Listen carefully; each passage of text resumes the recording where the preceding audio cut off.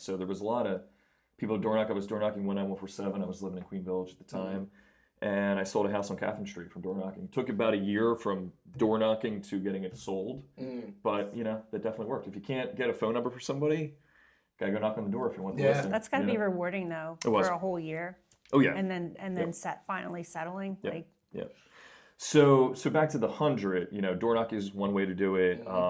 Back in 2011, you could get people's phone numbers on the internet pretty easily for free. There's a thing called Zaba search. So I compiled a list of all the expireds in that area, try and find phone numbers, and would call those people as well. So calling people, door knocking, doing open houses, talking to your database, getting everybody's contact information off of Facebook at the time to get on a drip campaign for emails, and just constantly marketing to people. So what is fueling your passion and your motivation at that point?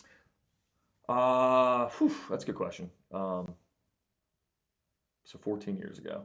I mean, being successful, and I really liked it. So the freedom of being an entrepreneur is great. You also have to have structure, which you were talking about a second ago, but not when. Prior to the restaurant, I was working for a recruitment firm that I got laid off from when the market crashed. And I promised at that point I would never work for corporate America ever again, and I haven't.